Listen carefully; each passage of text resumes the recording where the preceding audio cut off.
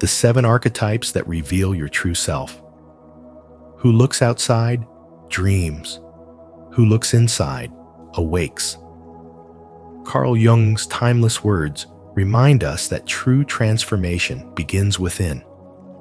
In today's video from Spiritual Wisdom, we'll explore the 7 archetypes that reveal your true self and guide you toward personal growth and happiness. As you listen, think about which archetype speaks to your own journey. Could it be the hero, the sage, or perhaps the creator? Share your reflections in the comments, because your insights may inspire someone else walking the same path. 1. Persona, the mask. The persona, often called the mask, is one of Carl Jung's most profound insights into human nature. And when viewed through the lens of spirituality and spiritual awakening, it becomes more than just a psychological concept. It is a mirror of how we navigate the world and a reminder of the delicate balance between protection and truth. The persona is the social face we create to move safely through society. A mask carefully shaped by culture, family, and expectation so that we may function as workers, friends, leaders, or children in harmony with others. It is not inherently false, for it often helps us build trust, form relationships, and create pathways of belonging. But its danger lies in the illusion that the mask itself is who we truly are. Too often, people confuse this role with their essence, and what was once a bridge becomes a prison, silencing the authentic self behind layers of performance. To understand this more deeply, picture how you move through a single day, bold and efficient at work, gentle and playful at home, contemplative and honest in solitude. None of these are lies, yet none of them capture the full truth of your being. They are masks' expressions adapted to the environment, but the soul remains greater than any single role. Jung warned that when we cling to the persona as identity, we abandon the richness of the inner life, surrendering depth for approval. This is why spiritual wisdom reminds us that awakening requires not the destruction of the mask, but the recognition of its proper place. The persona is a bridge, not a destination, a doorway through which the self can carefully engage the world while still holding to its eternal essence. In practice, this means pausing to notice when you are over-identifying with a role, asking yourself in difficult conversations, am I speaking from my truth or from fear of rejection? It means observing moments of people-pleasing where the mask grows heavy and choosing instead a small act of authenticity, a sentence that reveals your true values, a boundary set without apology, or a pause to breathe before replying. These simple practices loosen the grip of the persona and remind you that while masks may shift, your core remains unchanging.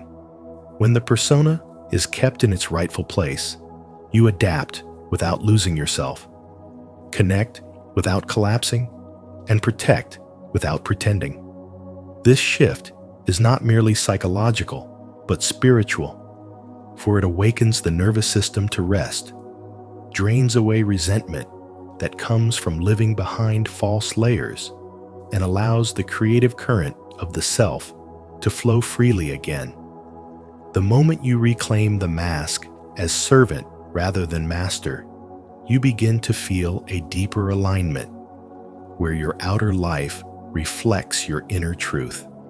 Journaling about moments when the persona felt too tight, practicing honesty in one small interaction, or breathing into stillness before presenting yourself to others all become acts of spiritual awakening that transform everyday living into a practice of self-realization. And as you master this first archetype, you prepare yourself to to meet the deeper truths of the shadow, the anima and animus, the wise guide, the trickster, the hero, and ultimately the self, each one unveiling another layer of spiritual wisdom and carrying you further on the path of awakening into the wholeness of who you truly are. Comment below. I remove the mask and embrace my true self. If you are ready to step beyond the persona and live authentically. 2. Shadow, the hidden self. The shadow, as Carl Jung revealed, is not a monster hiding in the dark, but the hidden self that carries repressed fears, unspoken desires, unacknowledged impulses, and yet also holds the very strengths and gifts you have not yet discovered. It appears when you lose control in moments of anger, jealousy, or fear, when dreams confront you with strange and unsettling symbols, or when you notice yourself trapped in cycles of sabotage and repeated mistakes. It feels like an enemy working against you. But in truth, it is a part of you waiting to be seen, acknowledged, and integrated so that you may become whole. Jung's spiritual wisdom reminds us that until you make the unconscious conscious, it will direct your life and you will call it fate. And this is why the shadow must be faced, because ignoring it gives it power, but embracing it sets you free. Every overreaction is a whisper from the shadow. Every destructive habit, a signal of what you have hidden, and every dream filled with haunting images, a message calling you to look within. This hidden self does not exist to punish you. It exists to teach you, to reveal what you have not yet healed. The journey of spirituality and spiritual awakening often begins here by daring to look at what has been suppressed. Though uncomfortable, this confrontation liberates you, because only when you recognize your shadow do you begin to reclaim the energy, passion, and creativity that have been locked away with it. Jung saw this process as the path toward individuation, the integration of light and dark, where you stop pretending to be only what is acceptable and instead embrace the totality of who you are. The shadow is a room within your soul, filled not only with fears, but also with treasures, and to keep the door shut is to remain incomplete. To open it is to find both the wounds that ache and the wisdom that heals. This is why great thinkers, artists, and visionaries often transform their pain into their most powerful creations. Rumi once wrote, "The wound is the place where the light enters you," and this is the essence of shadow work. The very places you avoid are the same places where your deepest growth and transformation can occur. What you resist continues to control you, but what you accept transforms into strength.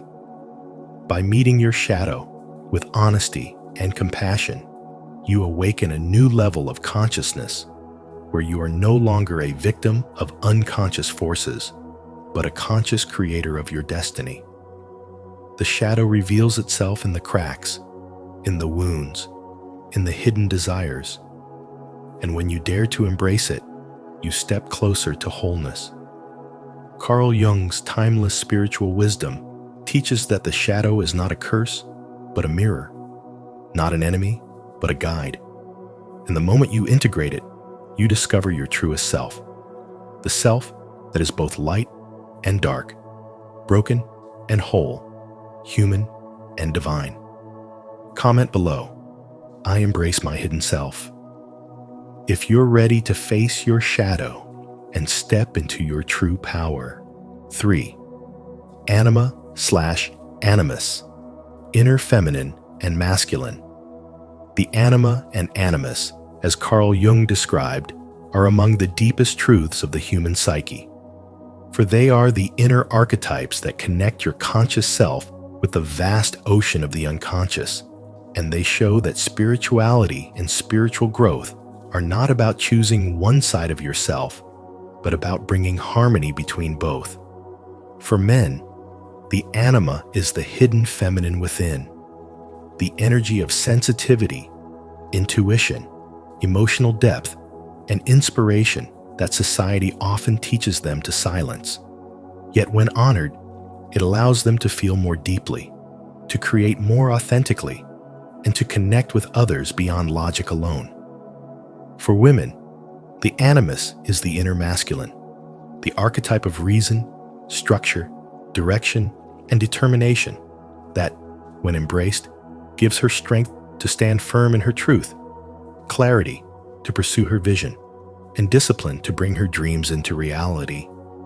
Jung once said, "The privilege of a lifetime is to become who you truly are, and you cannot truly become yourself until you allow these inner counterparts to work together rather than against one another." When men suppress their anima, they often become overly rigid, cold, or detached, unable to process emotions with compassion, while women who deny their animus may feel powerless, hesitant, or lost in dependence on others. But when you integrate these two forces, balance is born. This is why every relationship in your life acts as a mirror, showing you the anima or animus qualities you have not yet accepted in yourself. Spirituality reminds you that the people you love or resist often embody the very traits your soul is asking you to embrace. Instead of projecting unmet needs or unhealed wounds onto others, spiritual growth invites you to reclaim these qualities within and transform relationships into sacred opportunities for harmony and depth. A man who honors his intuition alongside logic becomes not only intelligent, but visionary, while a woman who unites her compassion with strength becomes not only nurturing, but also a leader capable of inspiring and guiding others with wisdom and clarity. This inner marriage of masculine and feminine energy is the key to living as a whole being. For love cannot be fully given or received if parts of yourself remain rejected or unseen. Jung warned, "Until you make the unconscious conscious, it will direct your life and you will call it fate." And the anima and animus are precisely the unconscious forces waiting to be recognized so you can reclaim your destiny.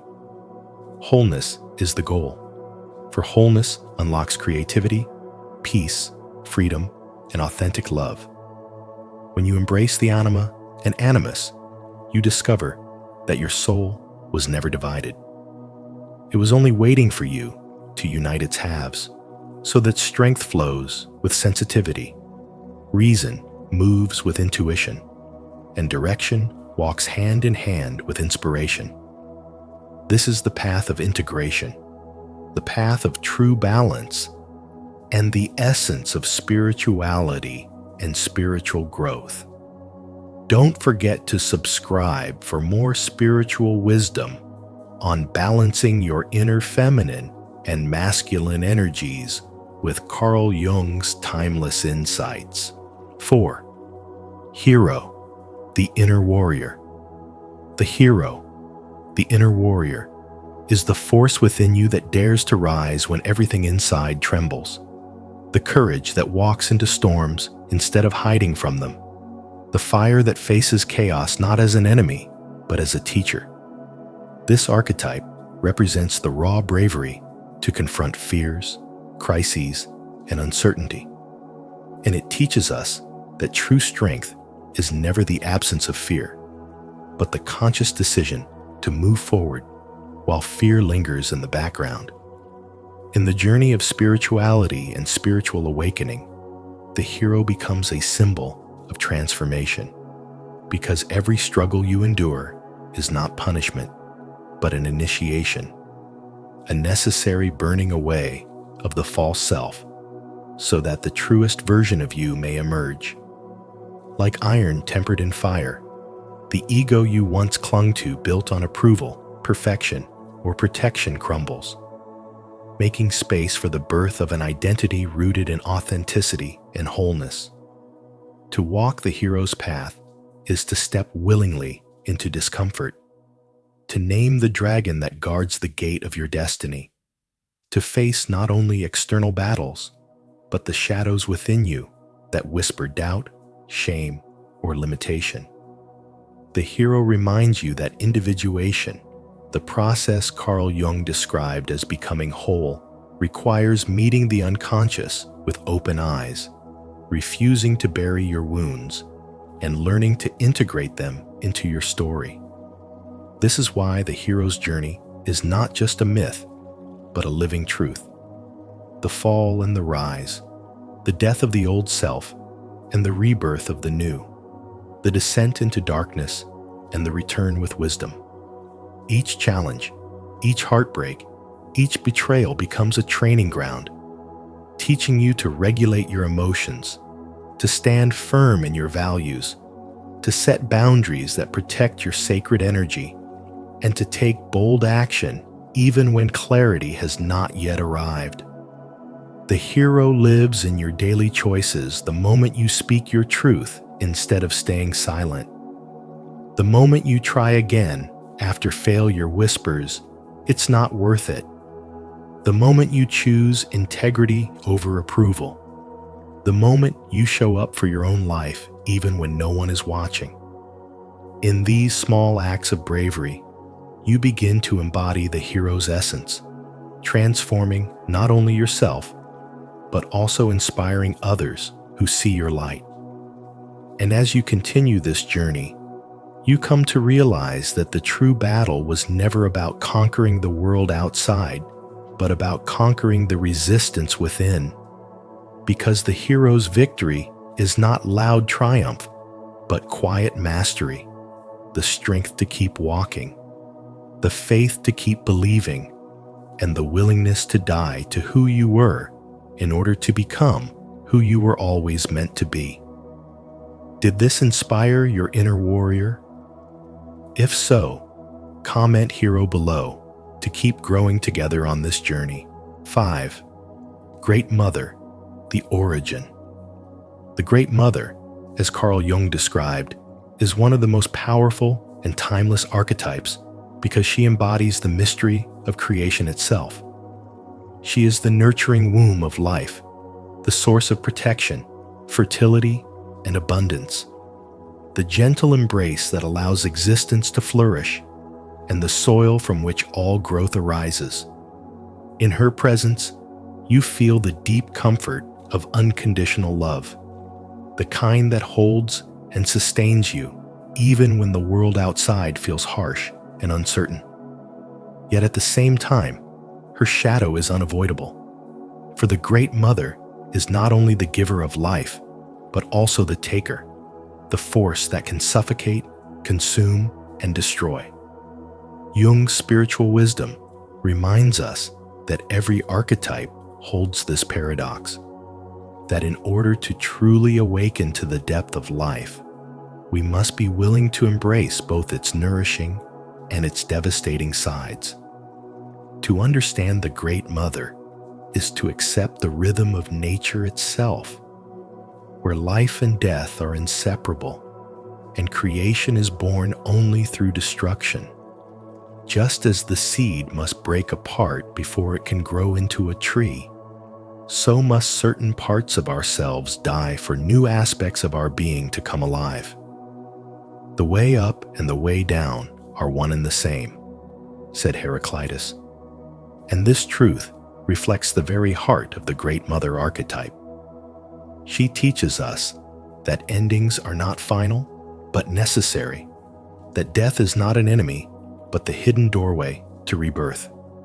In this way, she carries both tenderness and terror, both comfort and challenge, because to remain in her embrace forever would mean stagnation.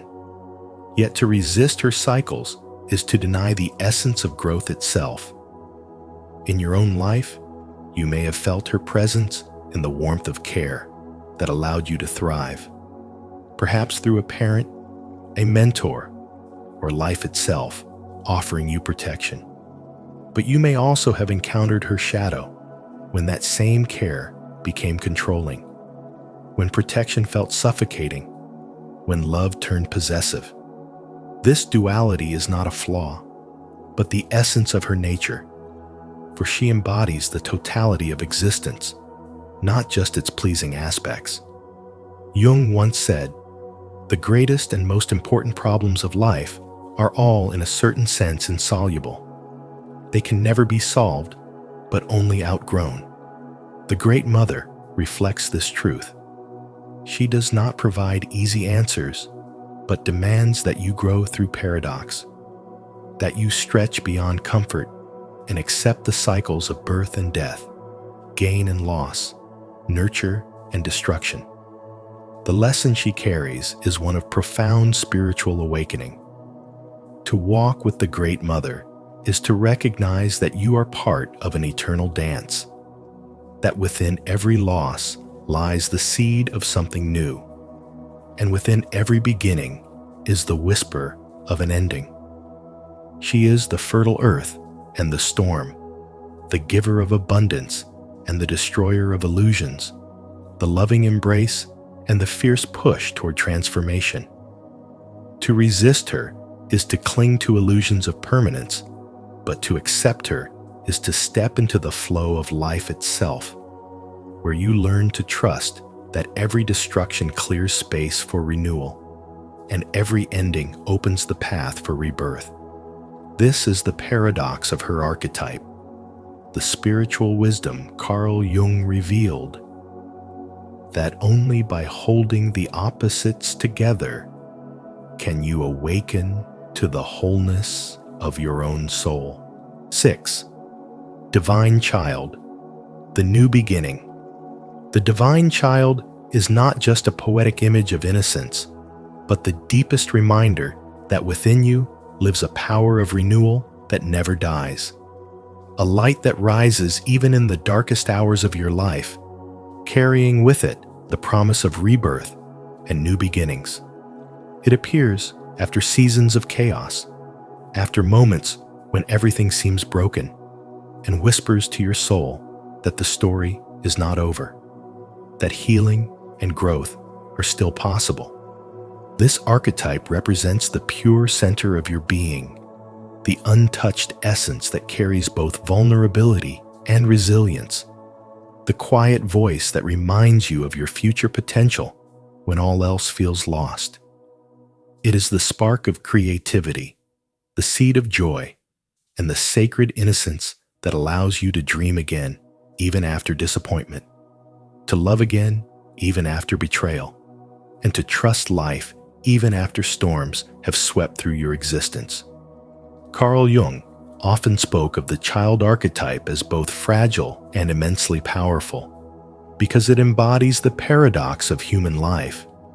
It is delicate, yet it holds within it the strength to renew the entire self. When you connect to the divine child, you connect to that unshakable core of hope that chaos cannot destroy. It is not about blind naivety, but about the courageous purity that refuses to let despair be the final word.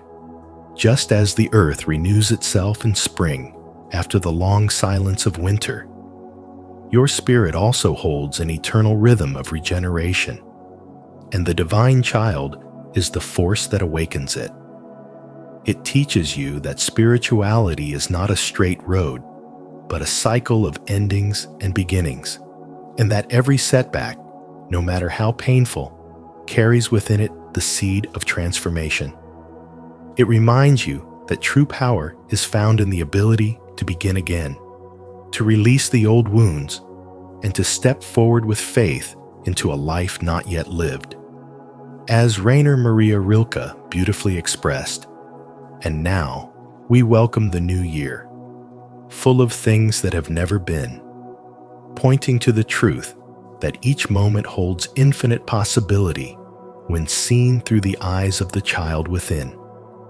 This archetype calls you to protect your innocence, to preserve your capacity for wonder, and to nurture the fragile but powerful beginnings of transformation with tenderness and care. The divine child also carries a profound lesson about healing. Sometimes growth requires you to return to simplicity, to listen more closely to your inner voice, and to honor the needs of your soul with gentleness. It invites you to accept vulnerability, not as weakness, but as the sacred doorway through which rebirth enters. When you allow yourself to begin again, you align with the natural rhythm of life itself, where dawn always follows night, and renewal always follows destruction.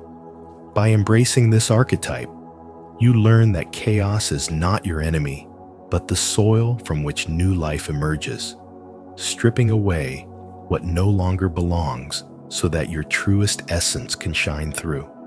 The message of the divine child is that no matter what you have endured, you carry within you an unbreakable potential for spiritual growth, for creativity, and for authentic joy.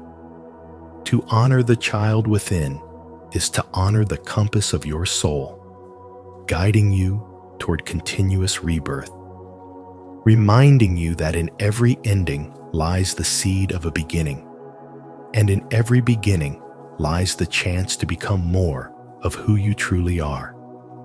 Leave a like and subscribe to Spiritual Wisdom. And don't forget to activate the notification bell so you never miss powerful insights like this. Comment below, "I embrace my divine new beginning," to affirm your journey of growth and transformation. 7. Self, the wholeness. The self is the deepest and most mysterious archetype, the very center of the psyche where all paths eventually converge, and it holds the promise of true spirituality and spiritual awakening. It is not about becoming perfect or escaping the flaws of your humanity, but about recognizing that your wholeness is formed by the union of opposites, the light that reveals and the shadow that conceals, the masculine that pushes forward and the feminine that receives and nurtures, the rational mind that plans and the instinctive body that simply knows. These forces, which often appear to be in conflict, are not meant to cancel each other out, but to complete one another, creating a balance that brings depth and harmony to your being. To walk toward the self is to accept that you are not one-sided, but multifaceted, not defined by fragments, but made whole through integration. Carl Jung taught that individuation, the process of becoming yourself, is not about striving for some polished perfection, but about living in authenticity, where you allow your true essence to shine through without hiding behind masks or bending to the expectations of others. It means facing your shadow without fear, honoring both your strength and your vulnerability, speaking your truth even when your voice shakes, and embracing the paradoxes within you as parts of a larger and richer story.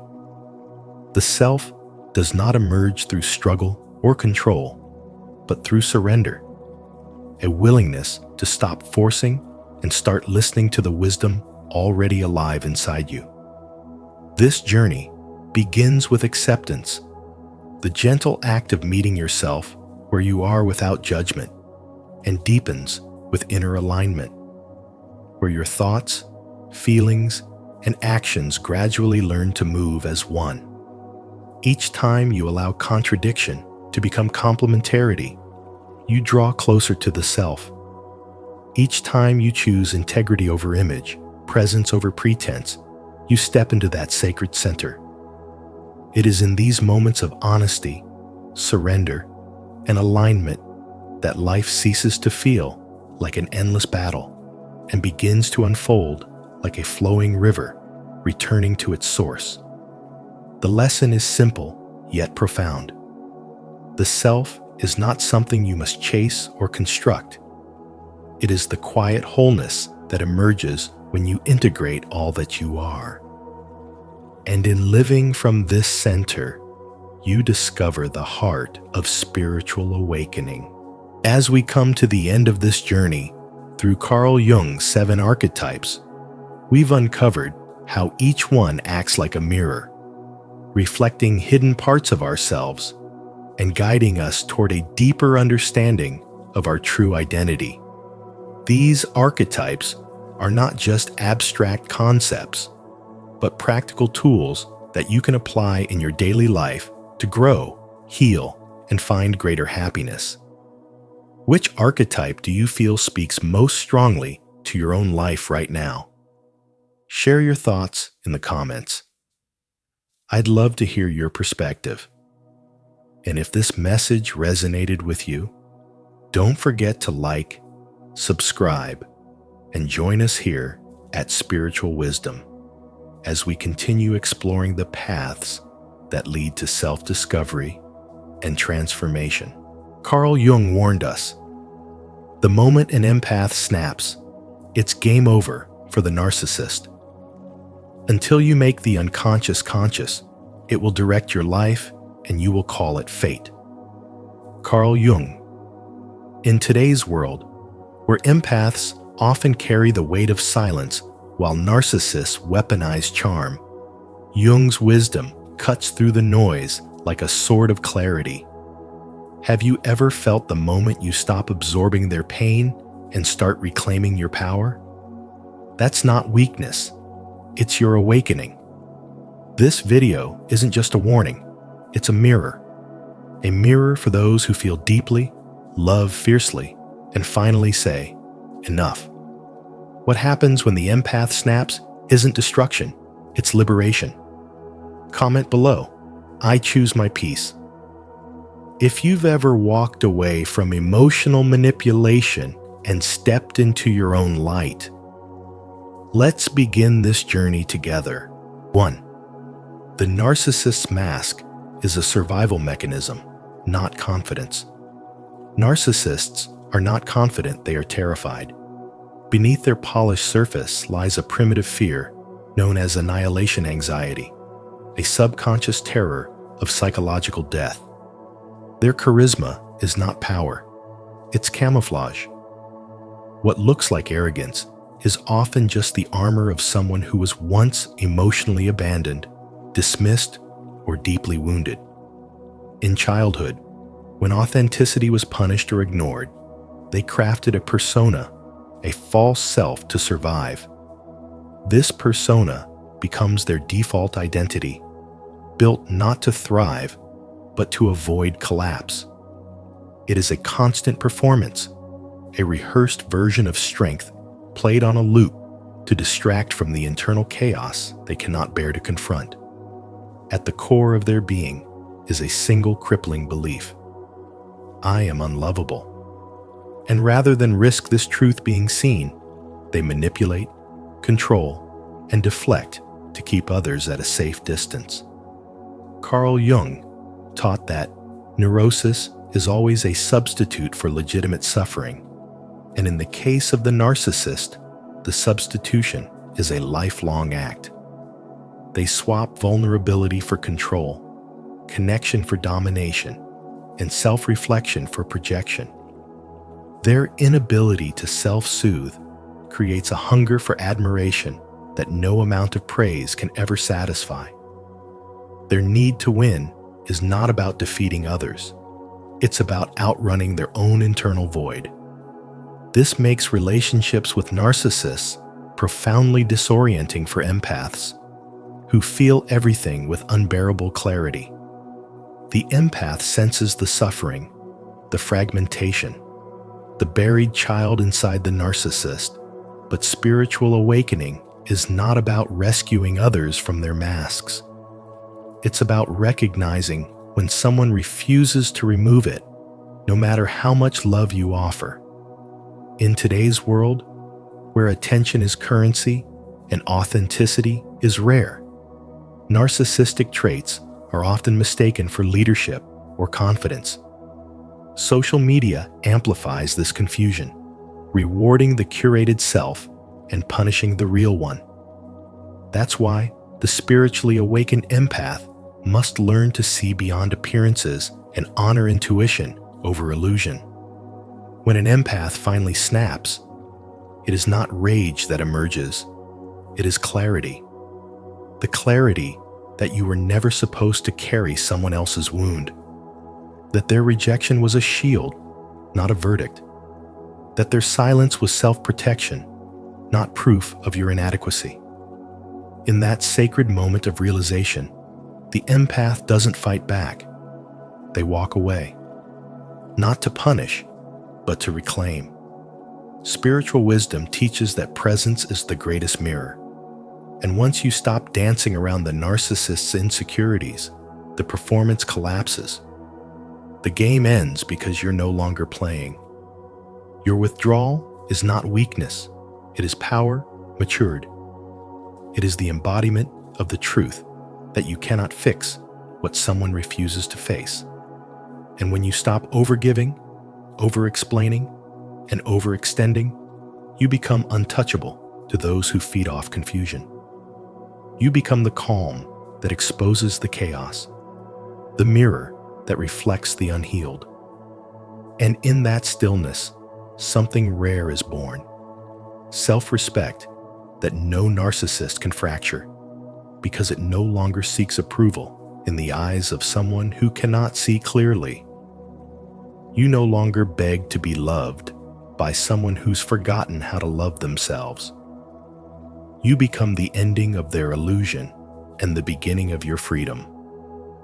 Comment below, I see behind the mask. If you're ready to reclaim your power through spiritual wisdom and self-awareness. 2. Behind closed doors, narcissists battle midnight panic. Behind the curated confidence and charm of a narcissist lies a hidden battlefield few ever see, a war that erupts most violently around 3 in the morning. When silence exposes the truth they've spent their entire lives avoiding. This is the hour when the crowd is gone, the applause has faded, and all that remains are the whispers in their mind accusing them of being a fraud. Beneath their outward bravado is a child frozen in shame, paralyzed by the fear of being unmasked. Their mind becomes a courtroom where they stand trial for every word spoken, every action taken, every glance received, obsessively replaying conversations and scanning their memories for imagined flaws. They don't do this for growth. They do it to survive the self-hate echoing through their inner world. Their rituals, whether it's compulsive shopping, meaningless sex, or mind-numbing substances, are not signs of power, but of spiritual disconnection. Desperate attempts to drown out the voice that says, "You're not enough." What they fear most isn't losing control of others. It's losing control of the illusion they've built to protect their fragile identity. Carl Jung warned us that people will go to extraordinary lengths to avoid facing their own souls, and the narcissist embodies this truth to a tragic degree. They wear arrogance like armor, but it is crafted from fear, not superiority. Their need to dominate, to manipulate, to be the center of every story comes not from inner strength, but from spiritual emptiness. They demand constant validation, not because they believe they're special, but because, deep down, they suspect they're worthless without it. And when they sense someone, especially an empath, might see through the mask, panic sets in. That's when the emotional manipulation intensifies. That's when the guilt-tripping, gaslighting, and silent treatment begin. Not because they're strong, but because they're terrified.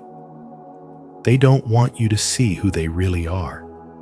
And the more spiritually aware you become, the more dangerous your presence feels to them. Because your clarity is a mirror they cannot bear to face. But the real shift happens when the empath, after enduring cycles of confusion and compassion, finally reaches the edge, not out of anger, but out of awakening. When the empath snaps, it's not a breakdown, it's a breakthrough. It is the moment the people-pleasing ends and the self-respect begins. It is the sacred point in spiritual development where you stop dimming your light to protect their shadow. You stop sacrificing your peace to keep the connection. You stop rescuing someone who was never drowning, only performing. And in that moment, the power dynamic shatters, because nothing is more threatening to a narcissist than an empath who has awakened to their own worth. You begin to set boundaries, speak truth without fear, and reclaim the energy you once gave away too freely. And suddenly, their tactics no longer work. Their silence doesn't hurt. Their chaos doesn't pull you back in. You become emotionally untouchable, not because you've hardened, but because you've healed. Spirituality isn't about endlessly giving. It's about knowing when giving becomes enabling. Your growth is not betrayal, it is liberation. And as they spiral in the quiet corners of the night, still haunted by their unhealed wounds, you rise not in revenge, but in radiant peace. 3. Emotional blindness and the empath trap. Many narcissists live behind a well-crafted emotional mask, not out of confidence, but because they suffer from alexithymia, the inability to name and process their emotions. They don't truly feel their feelings. They just react to them. Fear becomes anger, and shame erupts as rage. This is not emotional maturity. It is emotional blindness. So what do? They unconsciously gravitate toward empaths, those with spiritual intelligence, depth of insight, and a rare aura of sensitivity, because empaths can feel what narcissists cannot. Empaths become emotional translators, decoding unspoken fear, absorbing suppressed pain, and attempting to create connection where there is only confusion. But what starts as intuitive understanding soon transforms into spiritual exploitation. This is not love. It's a dynamic of energetic imbalance, one where the empath becomes the source of nourishment and the narcissist the taker of light. And here lies the deeper wound. Intimacy, which should bring people together, feels like death to the narcissist. Vulnerability exposes the truth, and that threatens their carefully crafted persona. So they create a push-pull dance, luring the empath in with flattery and false depth, only to push them away the moment emotional closeness touches their unhealed core. Carl Jung, the father of analytical psychology, warned that people will do anything, no matter how absurd, to avoid facing their own souls. And this truth echoes loudly in every relationship where the empath becomes the mirror, and the narcissist can't bear to look. When the empath tries to help, they're met with silence. When they love harder, they're met with withdrawal. And when they finally begin to wake up, they realize the connection was never mutual. It was emotional survival for one and spiritual sacrifice for the other. But when an empath snaps, it's not rage, it's clarity. It's no longer mistaking spiritual wisdom for suffering in silence. It's recognizing the manipulation wrapped in affection and the projection masquerading as intimacy. The moment an empath stops translating emotions for someone who refuses to learn their own language, the entire illusion collapses. That's when the dynamic ends, not with a fight, but with awareness. The empath walks away, no longer trying to heal someone who's weaponizing their pain, This is not just psychological freedom. It is a profound spiritual awakening. It is the reclaiming of power, of presence, of peace. True emotional intelligence is not rescuing those who exploit your compassion. It's setting boundaries that honor your worth. You are not here to be consumed. You are not here to be broken open and left to rebuild yourself alone. You are here to feel, to grow, and to be met with the same depth you give. Carl Jung taught us that the most terrifying thing is to accept oneself completely. And when the empath does, the need to fix others disappears. The narcissist's game ends not in confrontation, but in quiet liberation. This is the sacred breaking point where the empath chooses clarity over chaos, truth over illusion, and spiritual strength over emotional servitude. Stay connected with our growing community of spiritual wisdom by subscribing to the channel. Here, we explore the deep emotional patterns that shape our lives and break free together. Remember, your empathy is not a weakness, it's your superpower. You are not here to be drained, but to rise. Don't forget to like, share, and turn on notifications so you never miss the healing you deserve. 4. Envy and control are not power. They're survival. Real power is not rooted in domination, but in emotional clarity and spiritual presence. Narcissists, however, confuse control with power because they live in a world shaped by fear, not truth.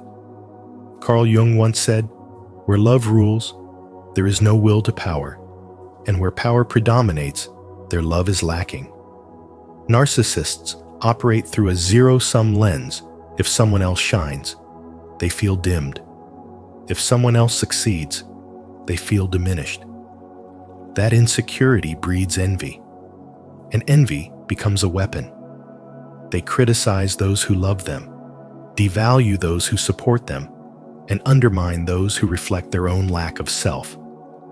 You'll notice this pattern in how they respond to your growth. The brighter you become, the more they try to dim you, not because they hate your light, but because they've never learned how to generate their own. Their survival depends on control, and their tactics of love bombing, silent treatment, praise, then punish cycles are not rooted in cruelty, but in a desperate need to regulate their inner chaos. This is not power. This is panic disguised as precision.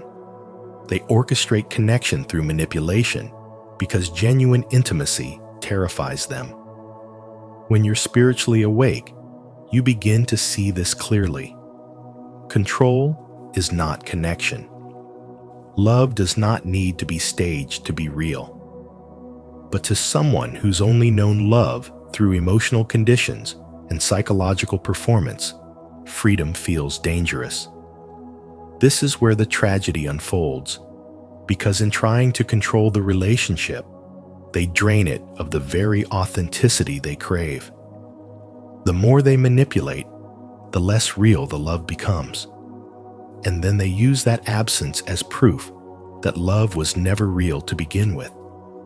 It's a self-fulfilling prophecy, built on fear and reinforced by spiritual blindness. Your role, especially as an empath, is not to absorb their wounds as your truth. Your sensitivity is not a flaw. It's a form of intelligence, a reflection of your spiritual wisdom. In a world that worships control and punishes feeling, your emotional depth is revolutionary. But you must protect it. You must remember that just because someone fears abandonment does not mean you must abandon yourself to stay. Their fear does not justify your self-erasure. You cannot heal someone by becoming less of who you are. In modern life, this dynamic shows up everywhere. Relationships where you're constantly apologizing for existing. Families where love is conditional.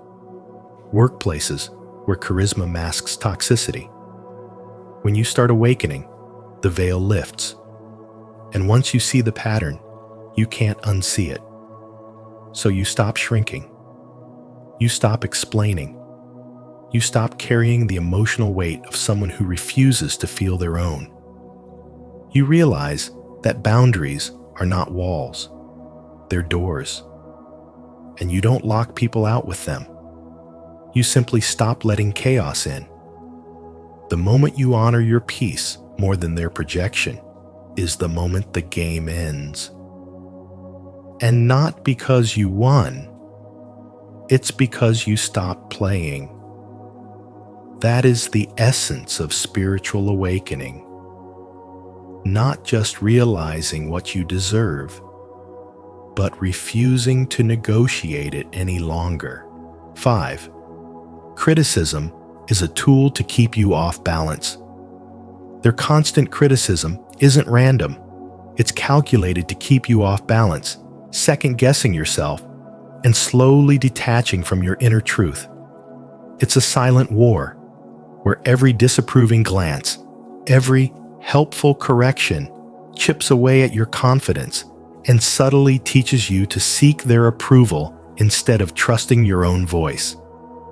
This isn't always delivered with open cruelty. In fact, many narcissists genuinely believe they are offering you guidance. But that's what makes it so insidious. They weaponize concern, wrapping control in the disguise of care. Carl Jung once said, "The most terrifying thing is to accept oneself completely." And that's exactly what they don't want you to do. Because your self-acceptance threatens the power they hold over you. If you become anchored in your own worth, their ability to manipulate through emotional destabilization disappears. They can't dominate someone who no longer doubts themselves. The target is always your pride or your deepest insecurity, those raw places within you that still ache for validation. And every time you react, every time you get defensive or hurt, they take it as proof that they still have control. But here's the truth. Their criticism isn't about truth. It's about control. It's about making sure you stay small enough to be manageable. When you begin to see this dynamic clearly, you realize it has nothing to do with your growth and everything to do with their fear of losing emotional superiority. Spirituality teaches us to become the observer, to rise above reaction and step into inner alignment.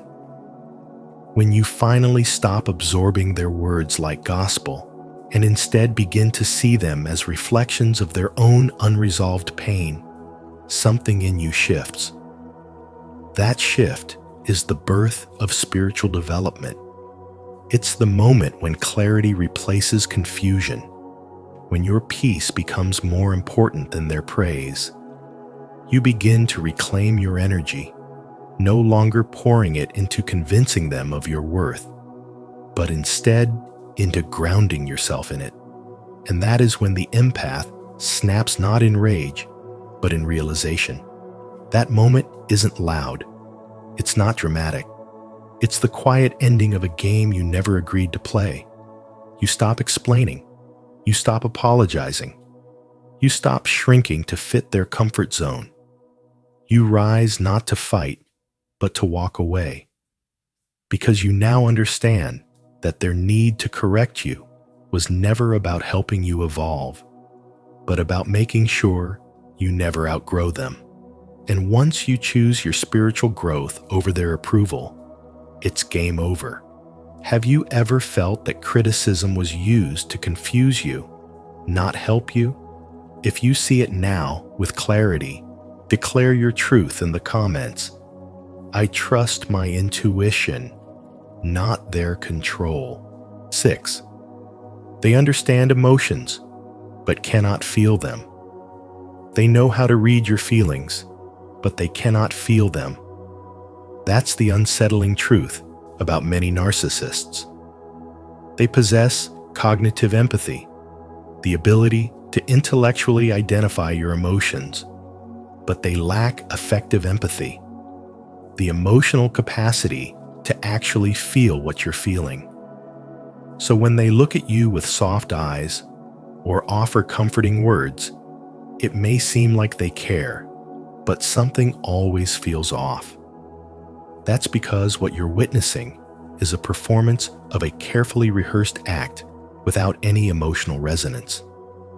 Their intelligence allows them to mimic concern, but it's void of real connection.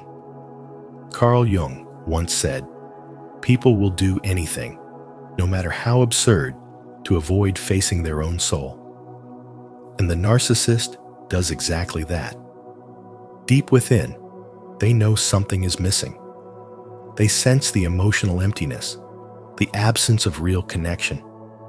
But they have spent years, sometimes decades, constructing psychological walls so thick that even they cannot break through them.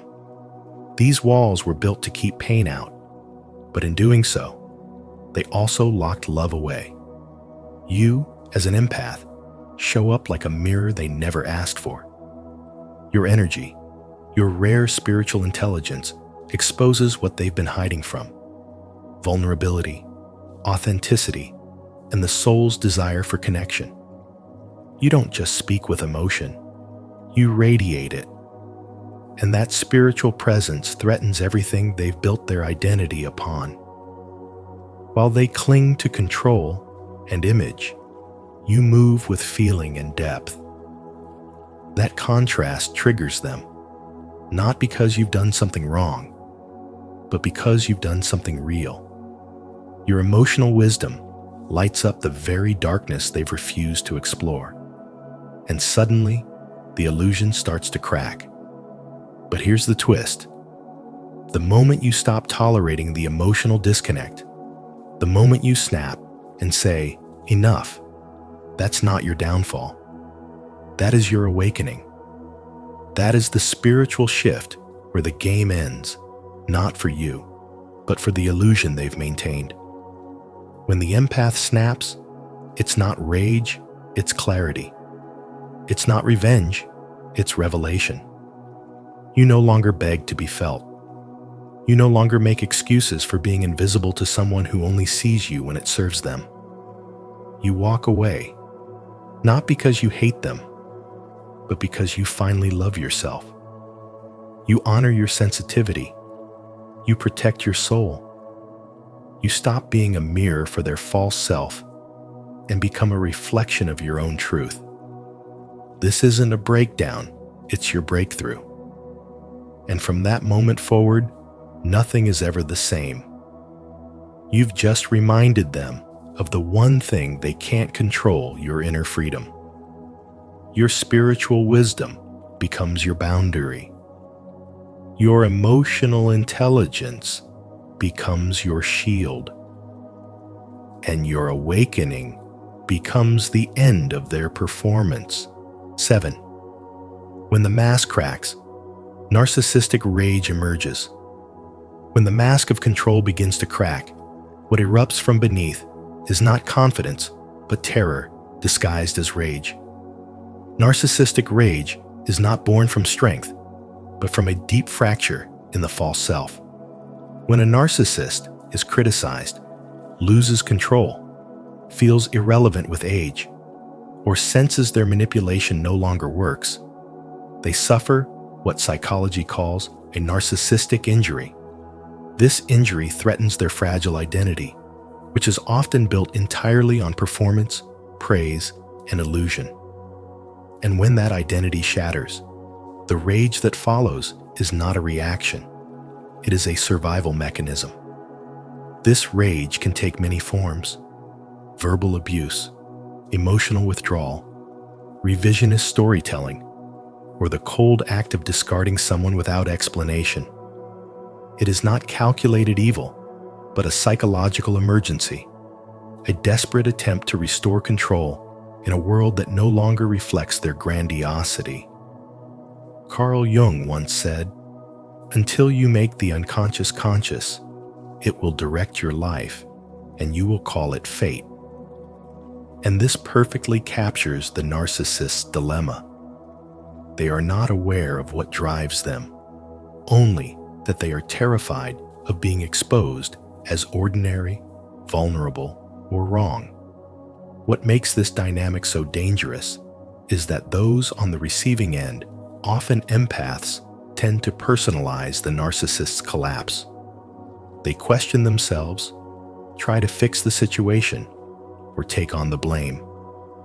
But in the realm of spirituality and spiritual awakening, the lesson is clear. This was never about you.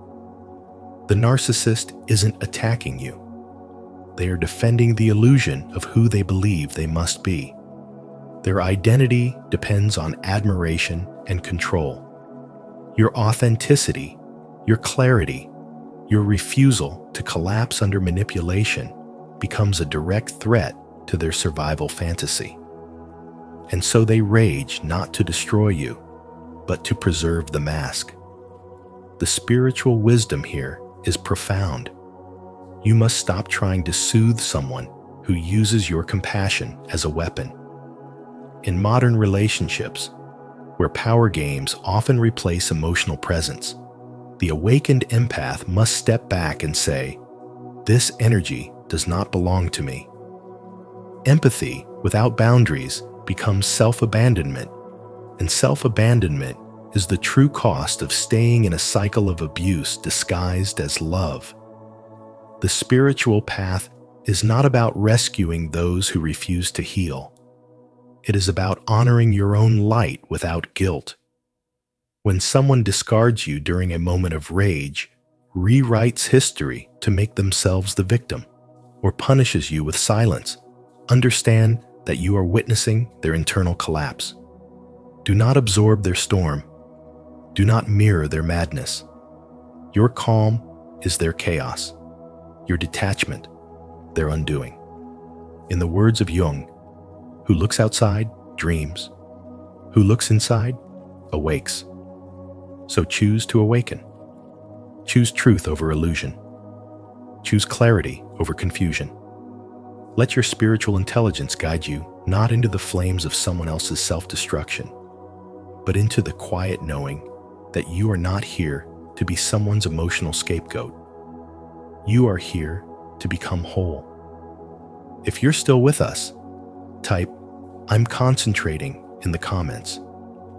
Your focus matters, and your feedback helps us build a stronger spiritual awakening community. Let's keep this energy of spiritual wisdom alive together. 8. The relationship cycle. Fantasy, devaluation, discard. The relationship cycle between an empath and a narcissist is not merely a toxic pattern. It's a deeply spiritual journey disguised as a psychological trap. Carl Jung once said, "Until you make the unconscious conscious, it will direct your life, and you will call it fate." In the beginning, the narcissist doesn't approach with obvious manipulation. Instead, they arrive with a desperate need to secure attachment, flooding the empath with affection, attention, and validation in a phase known as love bombing. This isn't love, it's survival. The narcissist is terrified of abandonment and is clinging to the illusion of being worthy, seen, and adored. To the empath, this may feel like a spiritual connection, a cosmic encounter with someone who finally sees their soul. But it is actually the beginning of a cycle that threatens their emotional stability and spiritual development. As time passes and the empath begins to show genuine needs for emotional intimacy, reciprocity, and vulnerability, the narcissist's fear begins to rise. They don't see these needs as normal. They see them as dangerous because they threaten the carefully constructed mask they wear. Their identity is built on performance, not authenticity. And so begins the devaluation phase, where the empath is slowly pushed off the pedestal, criticized for being too sensitive, blamed for being needy, and made to feel like a burden simply for expressing normal human emotions. This psychological shift is more than confusing. It's a form of spiritual disorientation. The empath begins to question their worth, their reality, and their intuition. Yet this unraveling is where the deeper transformation begins, because once an empath learns to trust their inner voice and recognize that their emotions are not flaws, but signs of deep intelligence and awareness, they begin to awaken. But the final blow is the discard. This usually happens not when the empath fails the narcissist, but precisely when they offer genuine love. The moment the empath says, "I see you. I accept you," the narcissist panics. Why? Because they've built their entire identity around avoiding being truly seen. To be loved unconditionally means their mask must fall, and that is their greatest terror. So they sabotage the connection, discard the empath, and blame them for the collapse. Ironically, it is when the empath is most spiritually aligned, most honest, most open, that the narcissist retreats the fastest. Here's the truth. This cycle ends the moment the empath snaps not with rage, but with clarity. When the empath finally sees the pattern and walks away with dignity, they don't just break free, they transcend. This is the moment when spirituality becomes more than just an idea. It becomes embodied. True spiritual development begins when you no longer try to heal others to earn love, when you no longer trade your peace for someone's potential, and when you realize that boundaries are not walls, they're sacred lines drawn by your soul. So if you are an empath caught in this cycle, let this be your awakening. You are not here to carry someone else's emotional immaturity. You are here to remember your worth, reclaim your energy, and rise into relationships that reflect the truth of your being. Comment below, "I choose peace over patterns," if you are ready to break the cycle and step into your spiritual power. 9. Aging narcissists and the collapse of the mask. As narcissists grow older, the illusion they've carefully maintained begins to crumble. Their physical allure fades, accolades lose their shine, and the admiration they once manipulated no longer flows so freely. Without this narcissistic supply, they begin to unravel. What once gave them an inflated sense of self was never rooted in truth. It was built on performance, not presence. And when time strips away their props, they're left staring into the emptiness of their own unhealed psyche. Carl Jung warned us that the persona, the mask we wear to face the world, can become a prison when we confuse it with our identity. For the aging narcissist, the collapse of the mask is not just painful, it's terrifying. They're not just losing admiration, they're losing control over the only narrative they ever believed made them valuable. This internal crisis often manifests as heightened paranoia, obsessive control, and emotional volatility. The more irrelevant they feel, the more desperate they become to assert dominance.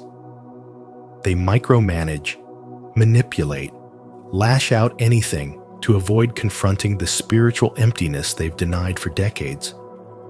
Their intelligence, once used to charm or impress, becomes a weapon twisting facts, rewriting history, projecting guilt. Their conversations become about power, not connection. And underneath it all is a soul too afraid to look inward. They cannot bear stillness because stillness reveals the truth. Carl Jung once said, "Everything that irritates us about others can lead us to an understanding of ourselves." But for the narcissist, that level of self-awareness feels like annihilation. Empaths, on the other hand, Feel this decay long before it's visible. You notice the subtle hostility in their words, the manipulative undertones in their affection, the spiritual decay behind their charisma. You try to help, to understand, to rescue, but your love becomes a mirror, reflecting back everything they're trying to hide. You begin to suffer under the weight of their disconnection, and yet you stay until one day you don't. The empath's snap isn't loud or violent. It's silent, resolute, divine. It's the moment you reclaim your soul from the cycle of pleasing someone who only loved your reflection when it served them. This moment, the moment you walk away, is the moment the narcissist faces the very terror they've spent a lifetime escaping: themselves. Without someone to project onto, the aging narcissist spirals deeper into isolation. They become haunted by the very silence they once used as punishment. Their need for validation becomes frantic, but fewer people are listening. And the ones who do stay see through the act. Spiritual wisdom reveals that aging is meant to be a return to essence, a shedding of ego, a softening into truth. But for those who never cultivated an inner life, aging becomes a spiritual reckoning. The narcissist, without the applause, is forced to meet the self they abandoned long ago. And often, they don't recognize who's staring back. 10. Empaths must prioritize strategy over sympathy. You've been conditioned to believe that empathy means endurance, that compassion means tolerating chaos. But the truth is, without strategy, your empathy becomes a trap. Narcissists don't seek love. They seek control masked as connection. And empaths, driven by their need to heal and be understood, often become the perfect supply. The relationship is not built on love, but on a subconscious agreement. The narcissist avoids exposure, and the empath avoids abandonment. This cycle of dysfunction thrives on your silence, your forgiveness, your hope that they'll change. But Carl Jung warned us, people will do anything, no matter how absurd, to avoid facing their own souls. The narcissist projects their darkness onto you, so they never have to see it within themselves. And the empath, until they awaken, absorbs that projection, mistaking it for their own reflection. This is where the spiritual awakening begins, when you realize you are not responsible for their healing, their rage, or their repeated betrayals. The moment you stop needing validation from someone who weaponizes your heart against you, you reclaim your energy. You don't need them to understand your pain, because their power lies in your constant explaining. Stop explaining. Stop defending. Stop justifying your boundaries. The boundary itself is enough. It is your energetic line in the sand, a declaration that your peace is no longer up for negotiation. The gray rock method isn't emotional coldness, it's strategic stillness. It's the act of becoming unresponsive, not because you don't care, but because you've transcended their control game. You become boring to their chaos, invisible to their manipulation, immune to their bait. And that neutrality is your power. The spiritual wisdom here is in the detachment, not the fight. Your role is not to win the argument, it's to exit the arena entirely. Healing is not found in getting closure from a narcissist. It's found in no longer needing it. Let the wound close without their apology. Let the silence be your sanctuary. Let your lack of reaction be your loudest response. The narcissist's greatest fear is not confrontation, it's indifference. When you stop feeding their need for attention, their illusion collapses. And in that collapse, You rise not because you proved them wrong, but because you remembered your worth. This is not just about psychology. It's about energetic sovereignty. You're no longer living from the wound, you're living from the wisdom it gave you. You now understand that your spirituality is not measured by how much you sacrifice, but by how clearly you can walk away from what depletes your soul. You are not abandoning them. You are finally choosing yourself. And in doing so, you break the cycle not only for yourself, but for every empath who's ever mistaken survival for love. 11. True recovery is inner work, not fixing them. True recovery doesn't begin by dissecting the narcissist's behavior.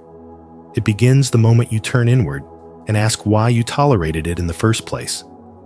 Carl Jung once said, "Who looks outside, dreams. Who looks inside, awakes." And in this spiritual awakening, you realize that the narcissist was never the main character of your healing story. They were a mirror, showing you the wounds you were too busy caretaking to confront. Every time you excused their coldness, minimized your needs, or overextended your empathy, it wasn't because you were weak. It was because you had been conditioned to confuse love with sacrifice. But spirituality is the art of remembering. Remembering that you were never meant to be someone's emotional regulator. That your role was never to fix chaos in hopes of receiving breadcrumbs of validation. You were meant to heal the abandonment wounds that whispered, "If I love harder, they'll stay," and face the subconscious belief that love must be earned through pain.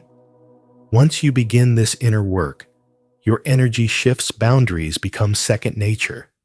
Self-respect replaces overgiving, and your nervous system no longer seeks the highs and lows of emotional volatility.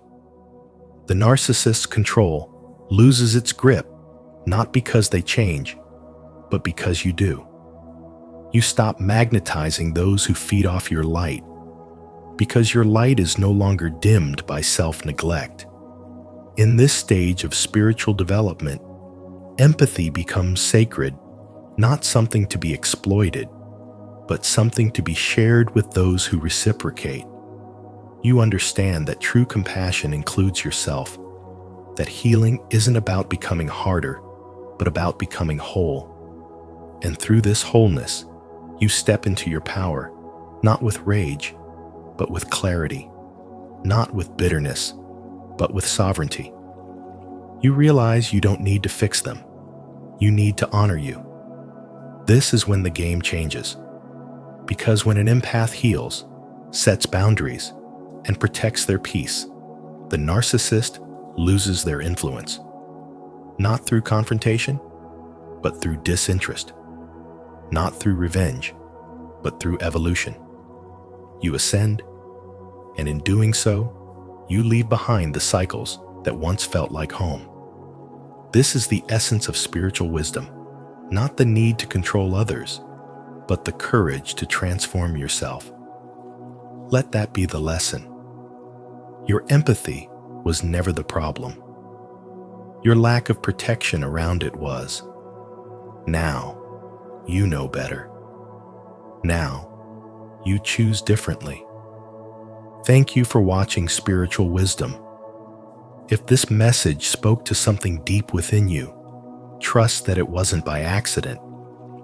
Carl Jung once said, "Until you make the unconscious conscious, it will direct your life and you will call it fate."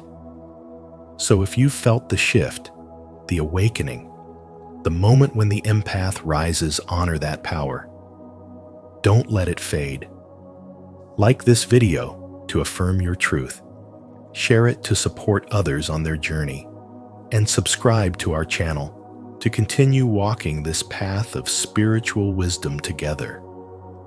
And don't forget to hit the notification bell so you never miss a moment that might just change everything. Until next time, stay aware, stay empowered, and stay true to your light.